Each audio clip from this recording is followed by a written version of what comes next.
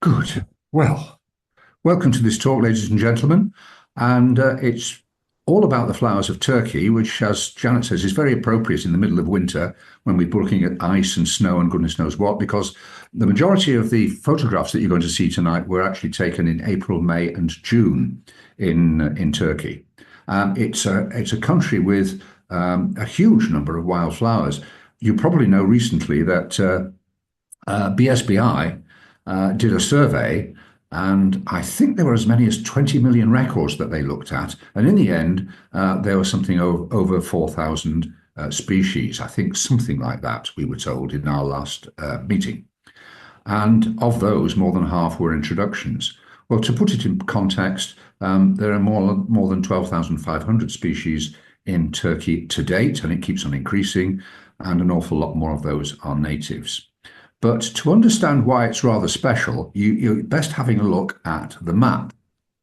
So I hope you've got a map of Turkey in front of you now. And above it in the north is the Black Sea. To the west is the Mediterranean Sea.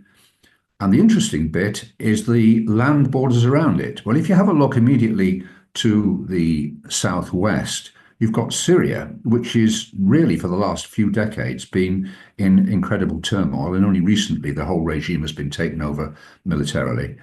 Next to it is Iraq, which, as you know, was subject to a big invasion and has never really settled into a stable situation, which would make, if you like, it being a superb trip for a botanist to go to.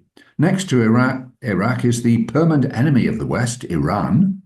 And even if you could get a permit to go to Iran, you might be a little foolish to do so with their tendency to kidnap Westerners and hold them hostage for political purposes. Armenia doesn't so much get in the news for being a place in turmoil, but it has actually a whole load of conflict with its neighbour Azerbaijan over the Nagorno-Karabakh area. You can actually get trips into Georgia. Those are available on some of the popular botanical trip holiday firms. But even there, our Foreign Office says, yes, travel to Georgia, but don't go to the Ossetia or Abkhazia provinces because there's turmoil there too. And because of all that, the whole of this land border, this very long land border, is patrolled by what they call the gendarmerie, but it's actually the army. It's the Turkish army, which is huge. And they're constantly on the lookout for any terrorists who might make incursions, or immigrants. They've got one of the largest immigrant populations in the whole of Europe, and so on. But next to the border is exactly the place where the flowers of the far eastern countries will grow in Turkey. Because, of course, flowers don't take any notice of political boundaries. So you've got a good chance of seeing the wonderful flora of Iran by going to eastern Turkey. Nevertheless, with all those sort of cautionary tales, there are 20 million visitors to Turkey every year, but most of them are looking for this. Most of them are looking for the holiday by the Mediterranean, by the pool, with G&Ts and in cheap accommodation, and having a really nice time. And that's mostly in the sort of the southwest of the country. If you were to stroll around the town and look, you'd see the hills in that sort of area rising directly from the coast.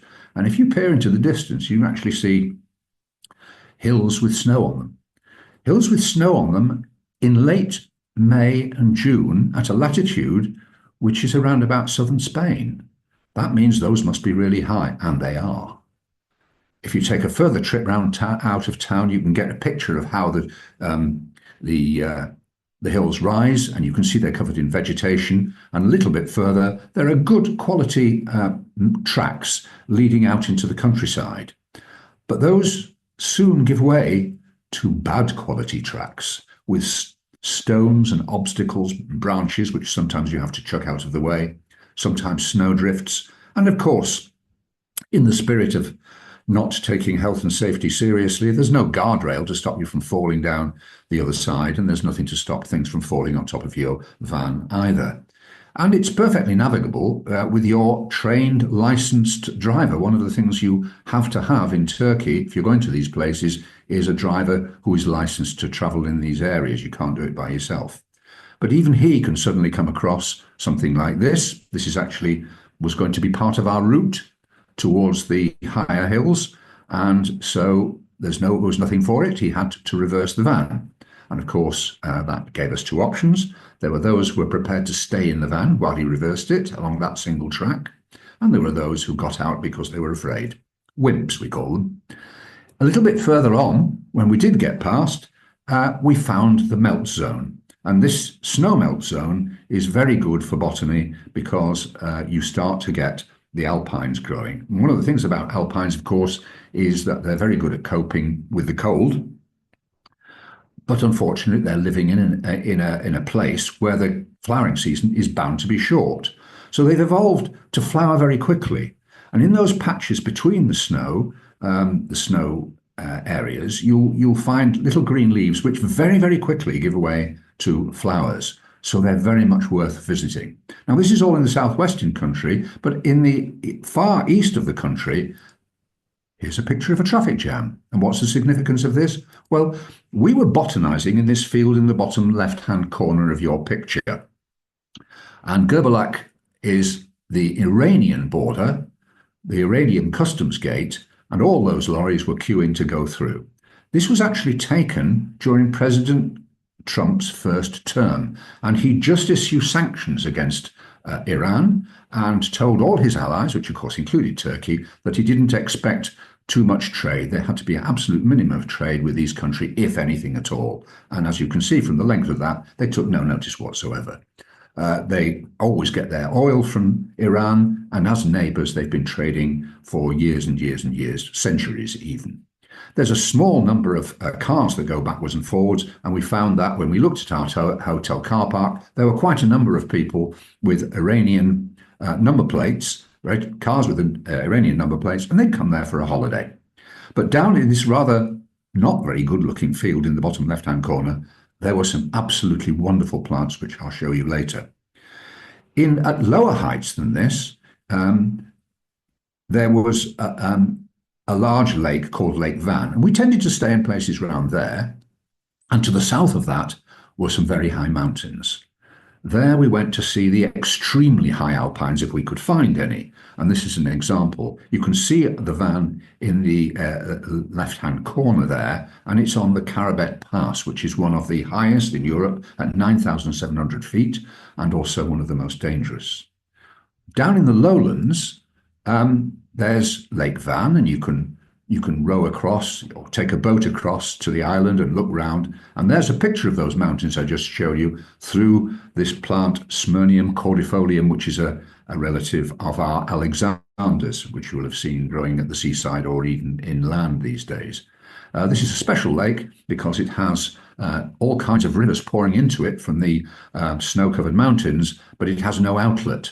The water evaporates, and what it has done over the years is to concentrate the salts in that lake, and so it's got a very high concentration of sodium carbonate, which makes the lake alkaline, a pH of around about 9.7, which you would think would mean there would be nothing living in it whatsoever, but you'd be wrong. And here's the rivers. The rivers are so torrential, if you like, that you get waterfalls that remind you of northern Scotland. And you half expect to see a salmon leaping up them. And if you look carefully, you do see fish actually leaping up them. But they're actually from Lake Van. This is the pearl mullet, which is endemic to Lake Van and has evolved to live in these highly alkaline waters. Well, it gives you a glimpse of the sort of things you can see, the sort of areas. You can go to lowland areas, you can go to highland areas, you can go to very highland areas, and all these different habitats allow a huge range of plants to grow. So approximately 12,000 plants altogether.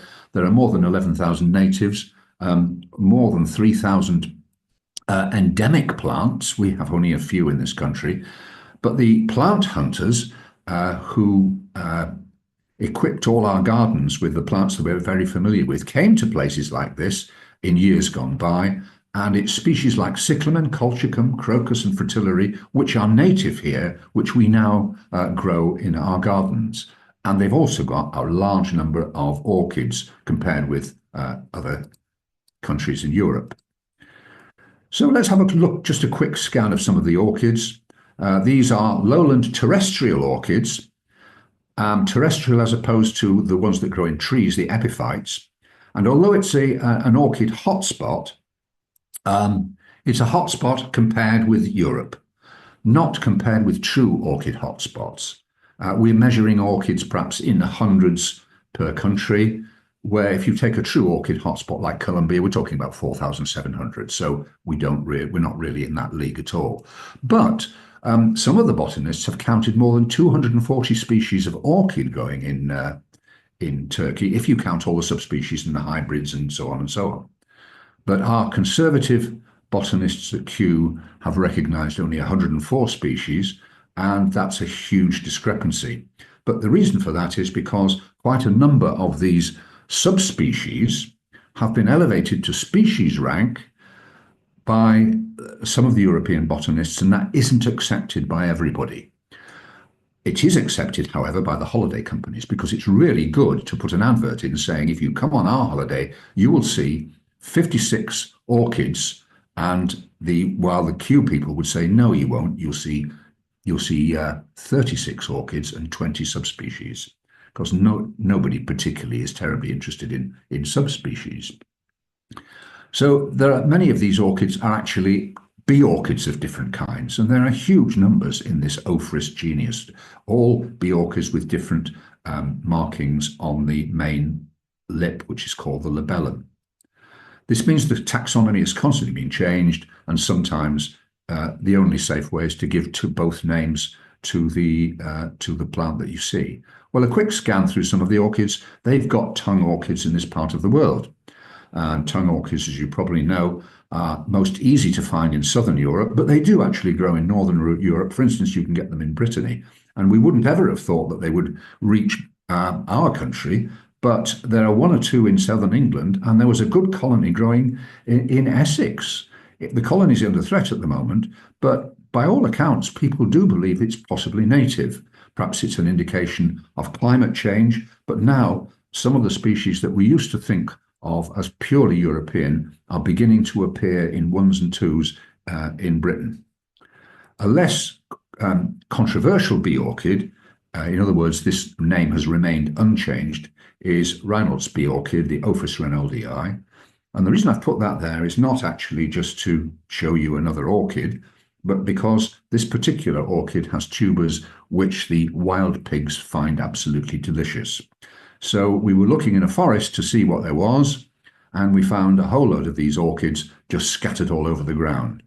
They'd recently been dug up, the tubers had all been eaten, and the plants themselves had just been left to die. So I picked one up, stuck it in the ground and propped it so I could get a photograph which you can't usually see, and that's the underside of a bee orchid. And here you can see this bottom petal here called the labellum, how it's been shaped to form the shape of the bee that it's supposed to attract. And you'll know, I'm sure, that not only does the male bee come attracted to what looks like a female bee, but also these plants apparently smell like the female as well. So here you've got a different view, and the male comes into this landing strip here, and you can just see the blurred outline here of the two pollinia at the top, and those are the sticky organs at the top that will take the pollen. They'll stick to the back of the bee, and it'll fly off and pollinate something somewhere else. This particular one is rather badly named. I think it's quite a nice looking orchid myself, but we have named it the dull bee orchid. And it's Cinereophylla, or Ophrys fusca subspecies Cinereophylla. And that's an example of the kind of dispute that's going on in Europe about these different orchids. Either really is used, but you'll tend to find the ones without subspecies in them most often used by the companies that are taking you a tour. They have orchis species though, and where we have some orchis species which are quite rare, like the monkey orchid, because there are only about 3 sites in Britain, Kent, Oxford, and I think that's all it is. Elsewhere, it's very common. It's all over Europe, and too many places to mention that. In fact, it's probably easy to mention where it doesn't grow, and I can't remember where that is.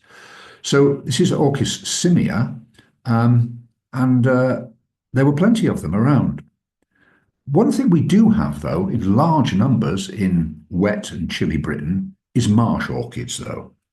And they do have marsh orchids as well. And the problem, as you will know if you've ever seen a marsh orchid, is, my goodness, they aren't half similar. And moreover, if you study any one particular species, there's quite a lot of variation between them. So when I saw this, I first saw it and I saw, oh, well, those distinctive bracts and that colour remind me of a southern marsh orchid.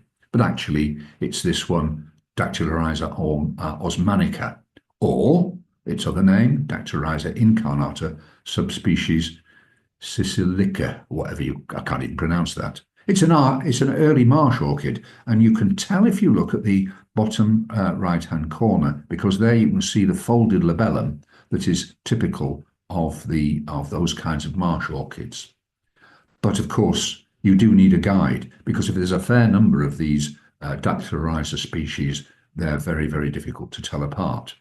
Interesting though they are, if you're looking for an orchid that's more elegant, one that has more aesthetic appeal, tends to be the ones that don't have too many flowers on them, more sparsely flowering. And a good example of that is quite a common one, Orchis anatolica, with a long spur and a mottled labellum. And when you see that, you think, yeah, that looks very orchidy. It really does look quite an elegant sort of plant. And it's pretty widespread. It's found in Crete and Cyprus, the Aegean Islands, Greece, Iran, Iraq, Lebanon, Palestine, Syria, and of course in Turkey. So if you go there, you've got a very good chance of finding one. The next orchid, of course, you may be familiar with, but you can only find them in Britain if you go hunting in the dark woods under hazel or under beech. This is the bird's nest orchid. I took this photograph in the Dolomites, by the way, to show you what an orchid looks like, which you may be familiar with, but has no chlorophyll. This one exists on the nutrients it takes from its host fungus, which is in the soil.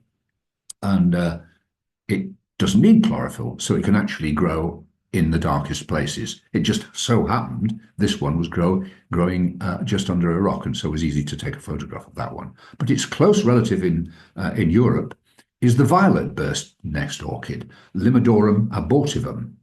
And again, it has no chlorophyll at all. And the abortivum in the name refers to the little scales that are left because it's now evolved to not have any leaves. It doesn't need leaves because it doesn't have any chlorophyll, and it isn't going to be doing any photosynthesis. It just takes all its nutrients from the fungus, which it parasitizes. So it's an example, they say in the books, of an obligate, heterotrophic, achlorophyllous orchid. Really good names, but it means it's got no choice but to take its nutrients from the fungus, and achlorophyllous means to say it doesn't have any chlorophyll. But it's quite widespread in Europe and Turkey and West Africa. So that's a quick tour of some of the orchids. There are many, many more. Now, at one time, Turkey was actually self-sufficient in food. That was quite a few decades ago. Since then, it's concentrated more on an industrial economy, which has led to there being more than the usual number of fields without any real crop rotation or any human attention.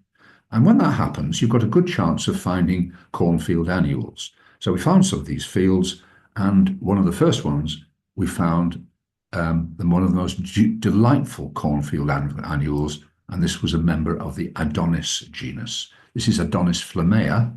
In Britain, our equivalent is Adonis annua, the pheasant's eye. This is large pheasant's eye with these very large red flowers.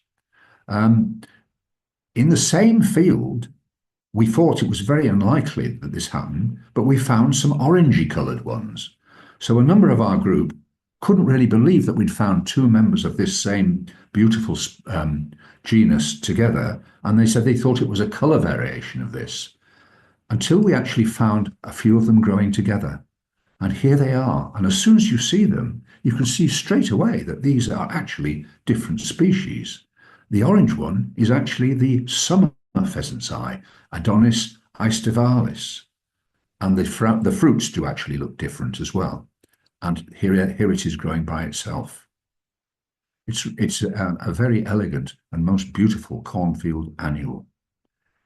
In other parts of what you might call ex-human habitation, we found members of the Muscari genus. Again, there are many, many members of the Muscari genus, and this is one I've put in because you probably might recognize it. In Britain, we've got Muscari neglectum, which when I started botanizing was a native, and now apparently it isn't. So this is the grape hyacinth. But that's quite small.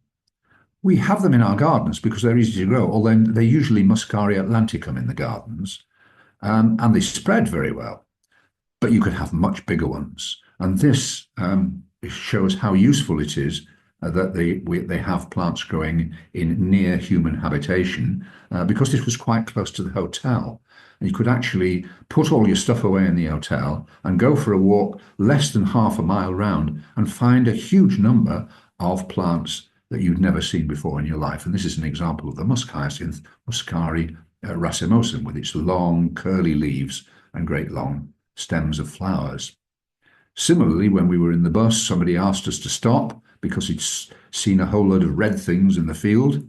And when we stopped, we found there were something like between 100 and 200 red tulips just growing in the middle of there, and nobody had touched them. Nobody had picked any. Nobody had attempted to disturb them because in Turkey, red tulips are very, very common.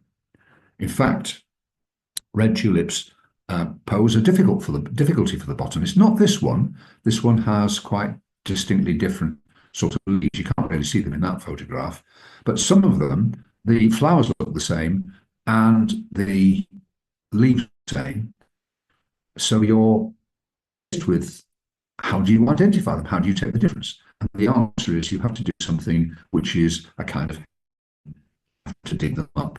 You have to dig them up and look at the bulb, and it's the markings on the bulb which tells you the difference. The next one we saw was in a field nearby. It was nearby our monastery that we were visiting, and you may well recognise this one, our henbane. And that wasn't perhaps something novel, but growing next to it was also a henbane, which I'd never seen before, and this turned out to be the Egyptian henbane, Hyoscyamus reticulatus.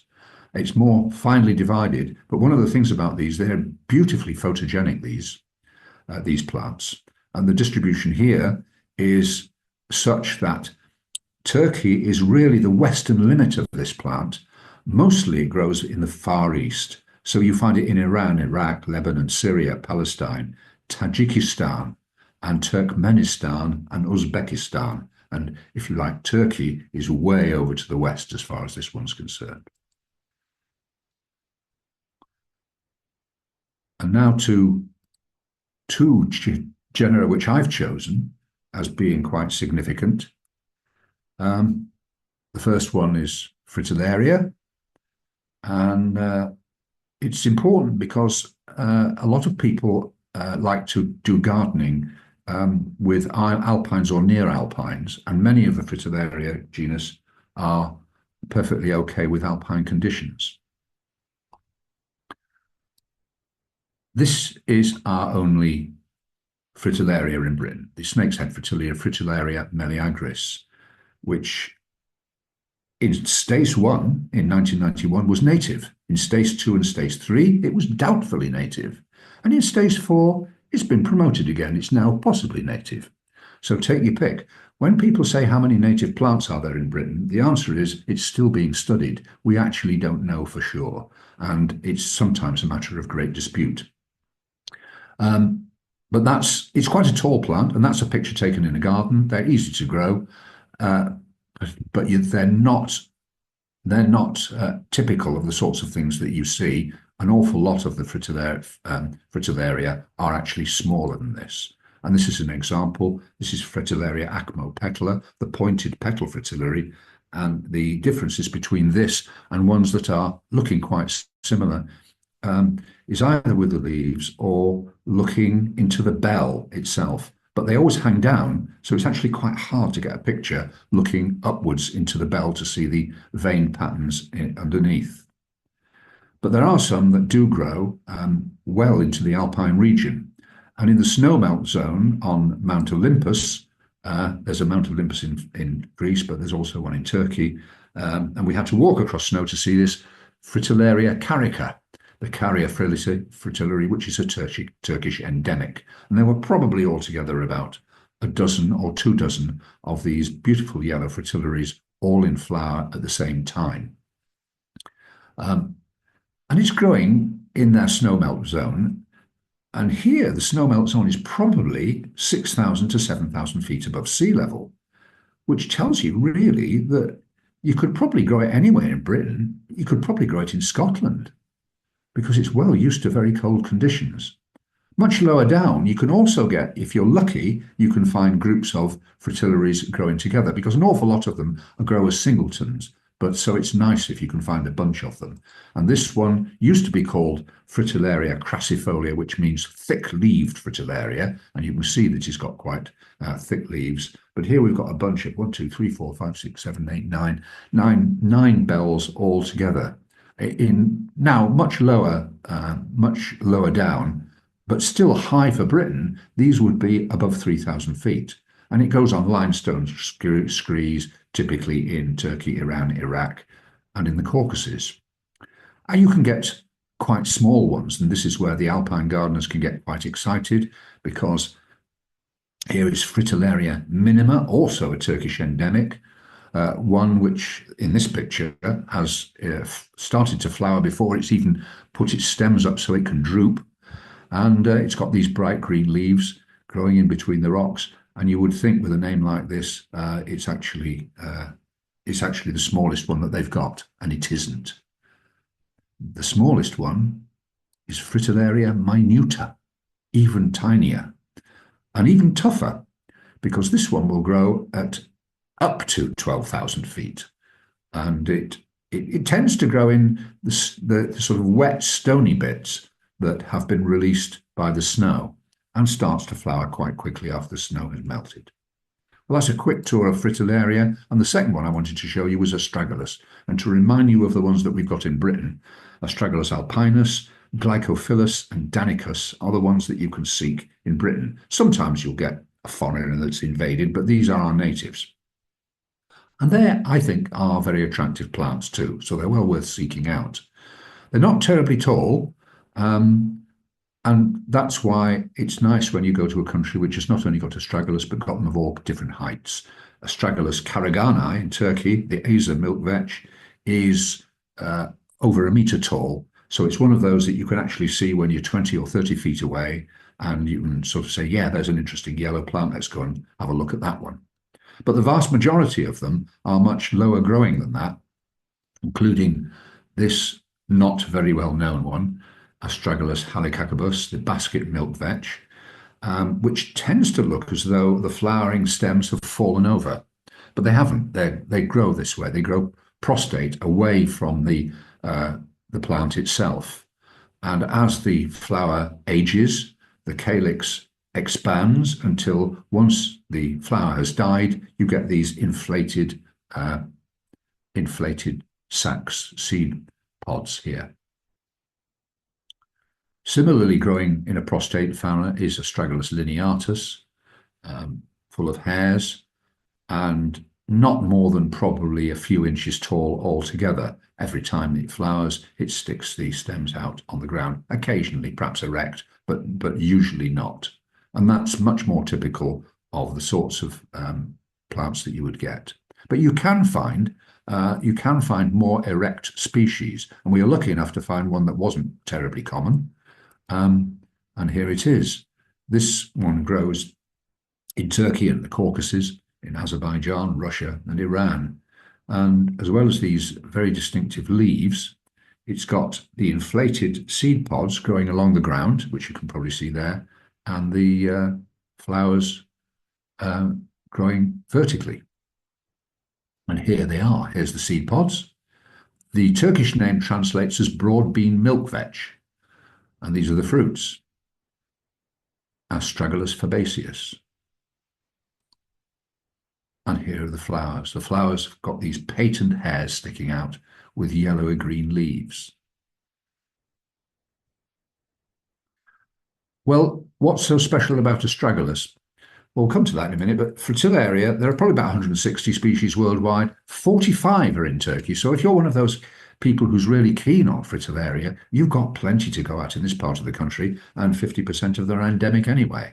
What about Astragalus? Well, that's absolutely amazing as a genus, because there are over 480 species of Astragalus growing in Turkey. Now, what could compare with that in Britain? Well, the only thing I can think of is Hieracia, the hawkweeds, which has got about that many in it.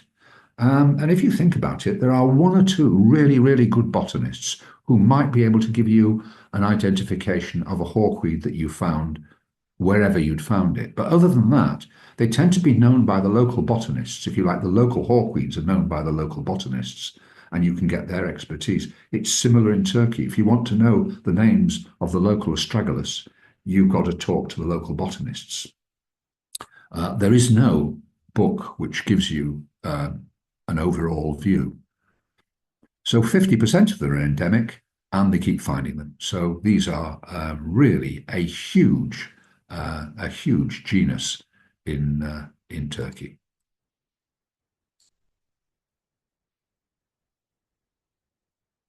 So let's have a look towards the snow line where we might find some alpines. This is on the way to what you might call a lower mountain, because now the height is only about 6,000 feet, 2,000 feet above Ben Nevis, but in this part of the world, that's not the height of the highest mountains. And as you catch sight of the snow patches, you see the little plants flowering in between, and as you get close, you can see that these are crocuses. And this first one I'm showing you is an endemic to Turkey, Crocus danfordii, which was named after the wife of an ornithologist who was traveling in this particular area, and his wife was more keen on the plants.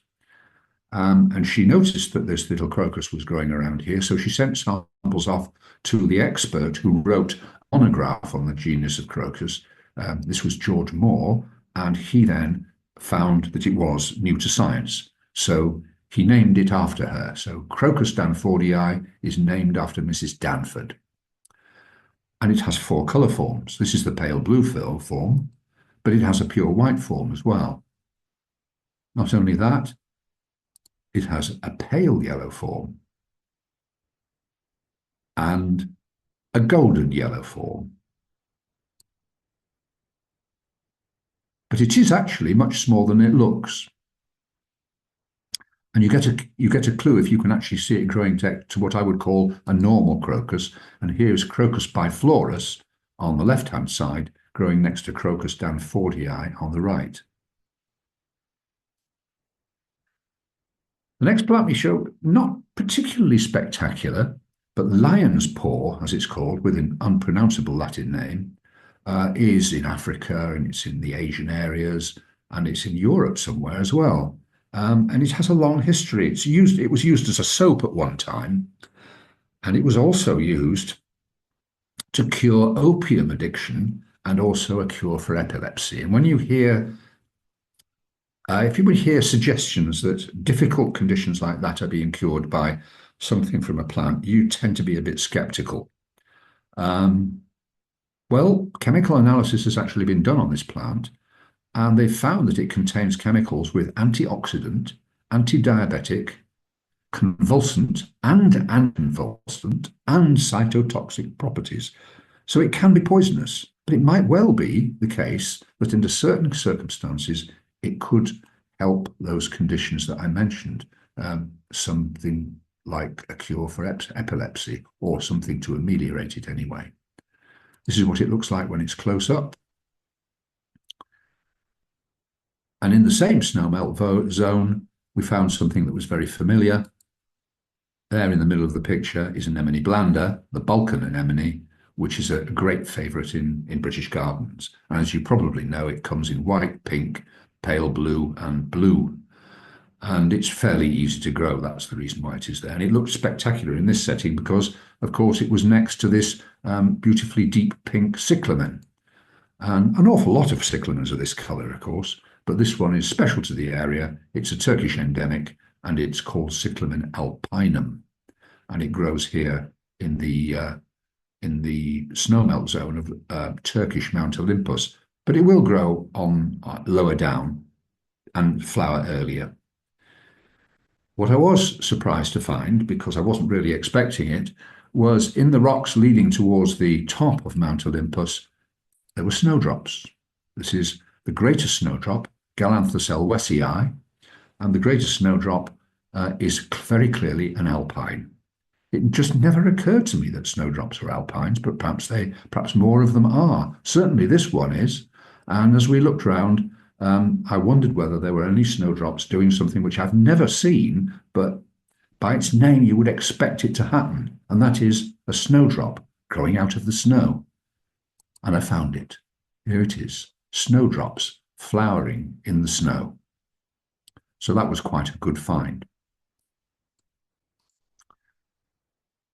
In the higher mountain regions, now, we went to look for, if you like, a different set of alpines. And therefore, we went across into these mountains on the Karabet Pass, and we're now, as I say, 9,700 feet. And this is the sort of place we were looking at. I must say that when I looked at this at first, my reaction was that we were too early. The snow hadn't melted enough. There were still a few stony screes, but really no tinge of green about them at all.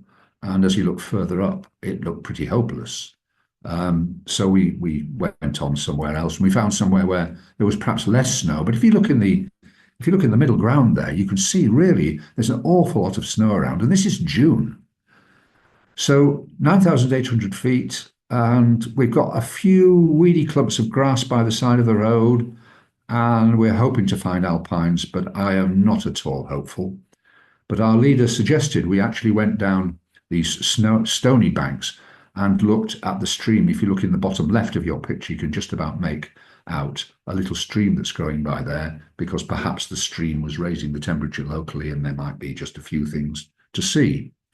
Well, my pessimism was misplaced totally, because there were loads of plants down there in flower, and they were absolutely gorgeous, starting off with this very big Colchicum curdicum.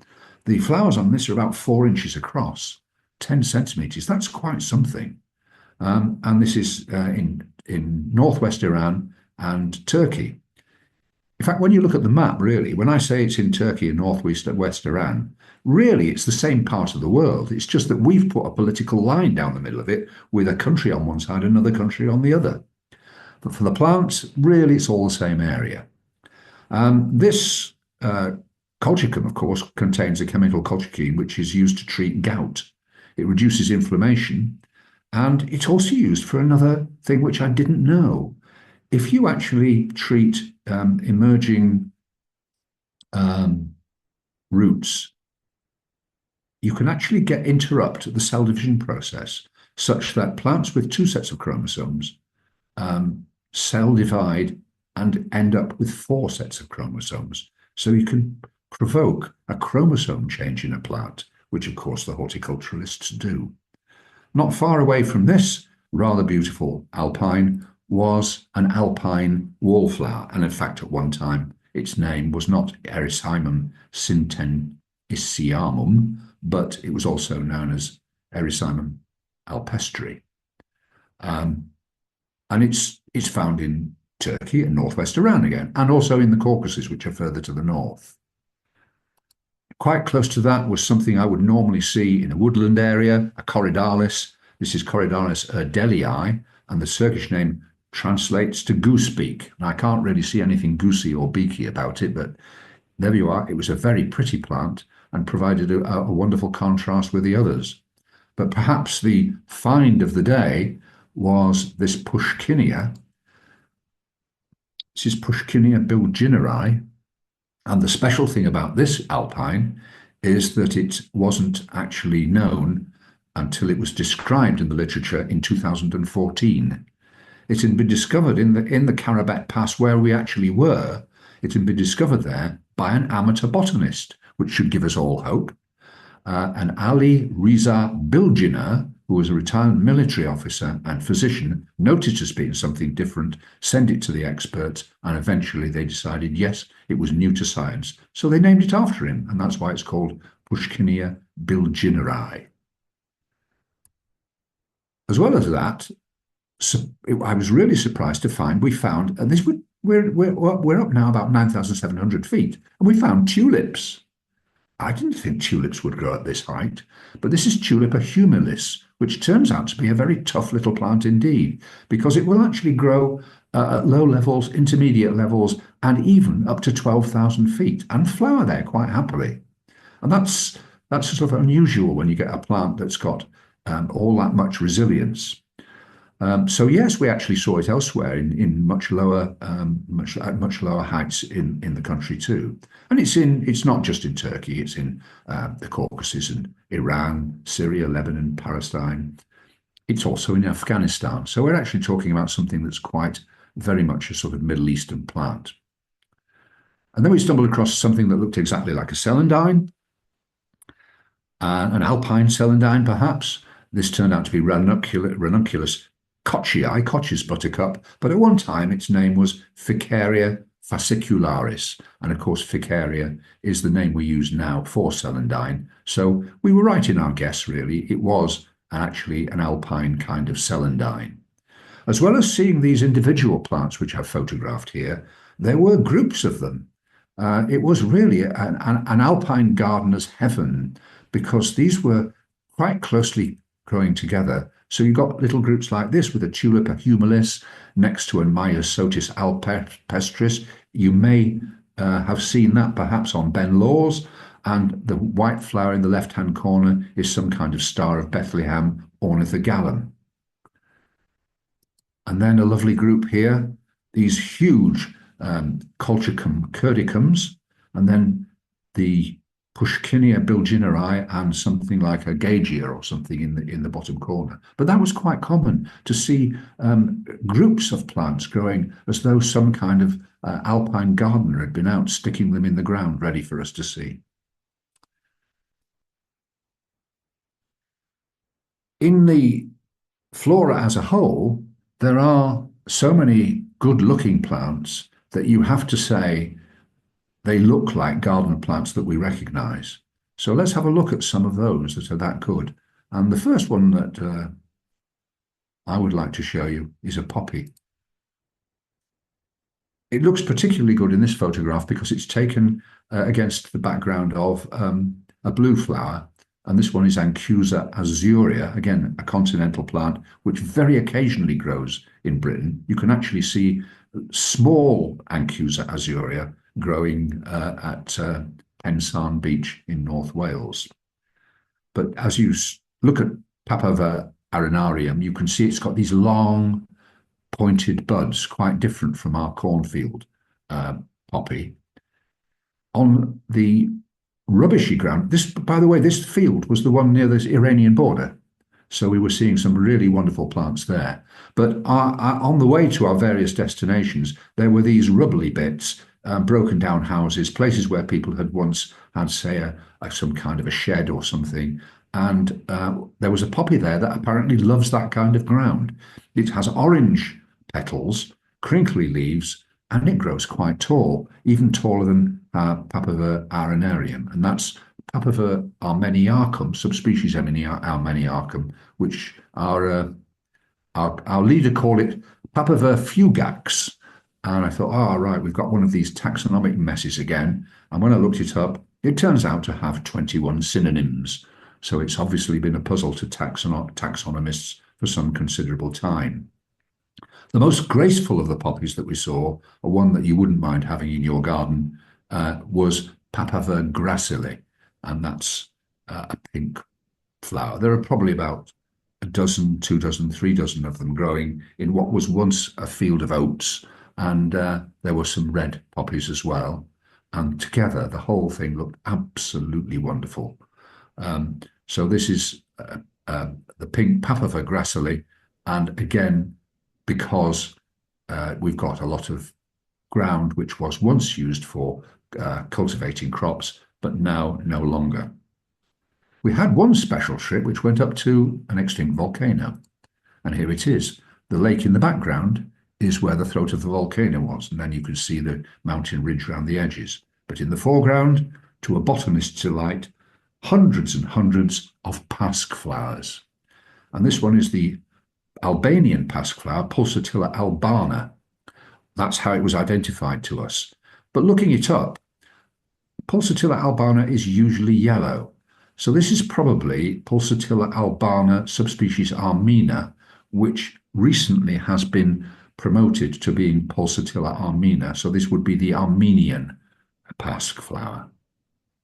As you look at it, of course, you can say, well, what's the difference between that and the one that grows in Britain? Well, the answer is you'd have to be an expert in this particular genus because the differences are quite small. As you probably know, we have a few of these. It's a rare plant in Britain, but nevertheless, we've got some good sites for it on the Devil's Dyke and places like Thurfield Heath, and it's a very popular garden plant. On our way back from this, our leader stopped for a little cultural interlude where she told us that we British thought we knew something about tea, and she told us we didn't. She said, you've actually become addicted in Britain to a particularly bitter kind of tea, and that's the reason you put milk in it. But here in Turkey, we drink a mixture of teas, and at the side of the road, we drink a particularly sweet tea. And so she brought us to this place where they offered you refreshment with this particularly kind of Turkish sweet tea. And ladies and gentlemen, it was absolutely delicious. And we sat there sipping our beautiful Turkish tea, and she brought us there for a different reason. It wasn't just the tea, because she knew that we would spy on the opposite side of the road. There was a rather interesting plant growing on the pavement. It was a pea plant, and it's this one. This is Lathyrus belinensis. Turned out to be the rarest plant that we'd seen on our journey. It's not only an endemic, but it only occurs in about 2 kilometers and in 2 kilometers square around this particular area. And it wasn't even known to science until 1987. And that amazes me because this is not just a beautiful plant, but it stands out. I mean, how have they missed it until 1987? But apparently they have. And so it was named after the nearest local village, which is the village of Llewellyn. So it's Lathyrus belinensis. And when you see it close up, it is rather beautiful. However, one of the genera that really are noted for variety and beauty and stature in Turkey is Iris.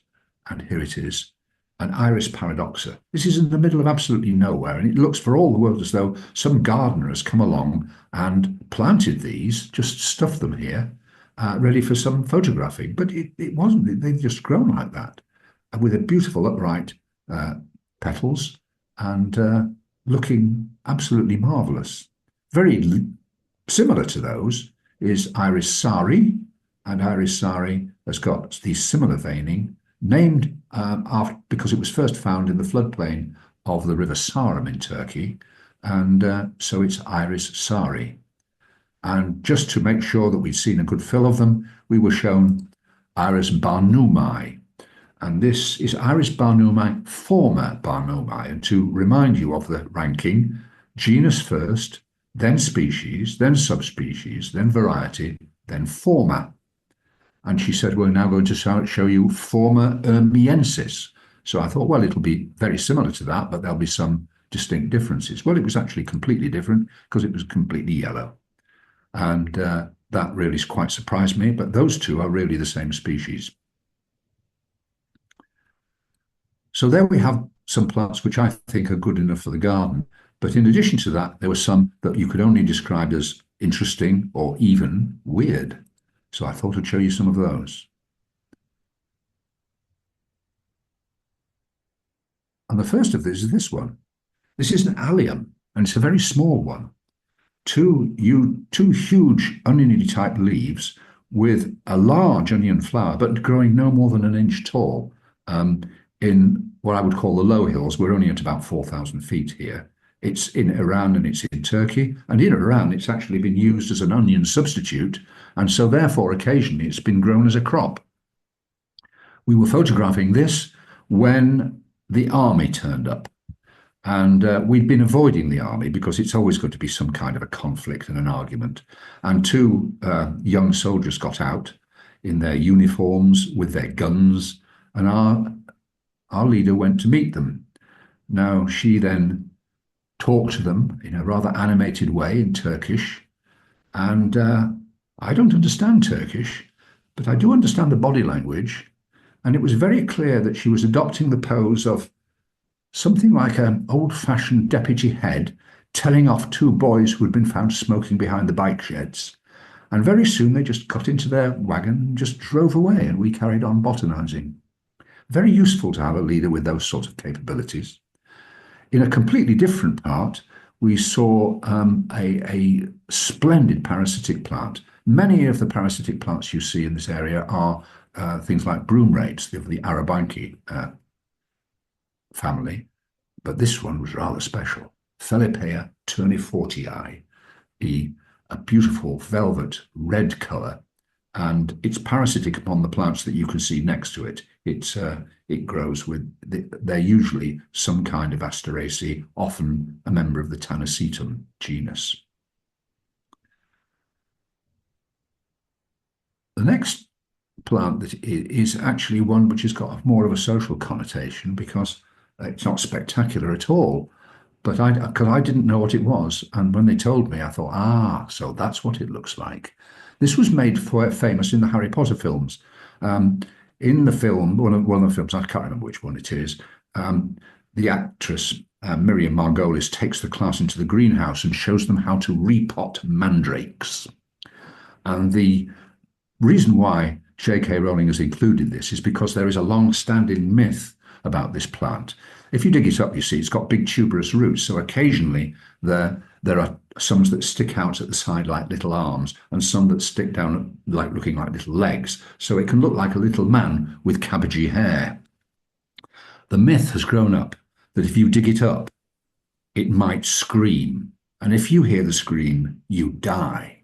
So of course all the members of that class were repotting their mandrakes, had to wear earmuffs to prevent them from being killed because health and safety is terribly important at Hogwarts. And here it is close up. Believe it or not, it's been known for thousands of years. How do we know? Well, there are actually references to this plant in Genesis. Jacob's wives, Leah and Rachel, are competing to provide him with children, and the mandrake is used as a fertility aid. And so it mentions that. It's got large tuberous roots, it's got purple flowers, and it's got poisonous yellow fruits. And of course, it's been analysed, and now we know it to be a narcotic, emetic, sedative, and hallucinogen. And so, yes, it can poison you very easily. Never mind screaming and making you die. You can just ingest a bit and it'll kill you. Of all the plants that we saw, one that immediately brought to mind the novels of John Wyndham was in the more alpine regions, because I don't think I've seen anything that looks more like a triffid in my life. And here it is, Rindera albida. It's an alpine, and of course it's got a fur coat to keep it warm, and what looked like a whole lot of stings pointing downwards. You don't know whether to get your magnifying glass out or to run away. A really, really quite interesting plant. A member of the Boraginaceae, so it's actually in the same family as forget-me-nots and hound's tongue and common borage. Well, one of the commoner plants in Europe generally are gladioli, and this particular one is Gladiolus italicus, and it's actually it's easier to say that it's actually extinct in Switzerland because it's practically everywhere else. And I've seen it growing out of tarmac in Greece. I've seen it as growing by a roadside weed in Gozo. So it's very common indeed. Do they have gladioli in Turkey? Yes, they do. Are they pink? No, no. They're a much richer purple colour. And this is Gladius atroviolaceus, the beautiful deep purple. And this one was growing in those fields just by the Iranian border that I showed you. And it grows in Iraq, Lebanon.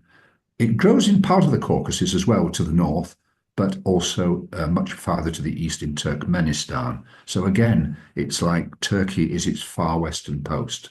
And as we looked over the fields, we could see in the distance two very famous mountains. These are Mount Ararat, Big Ararat and Little Ararat. And you may recognize those names because, again, quoting the Bible, which I didn't think I'd ever do on a botanical talk, the book of Genesis says that Noah's Ark landed on the mountains of Ararat. So people have looked all over Ararat for evidence of Noah's Ark, and so far there is no archaeological evidence to support that whatsoever. However, they look really good. So I went around until I could find a position where Gladiolus atroviolaceus was in the foreground and Mount Ararat was in the background. I've got this picture, which I think is rather nice.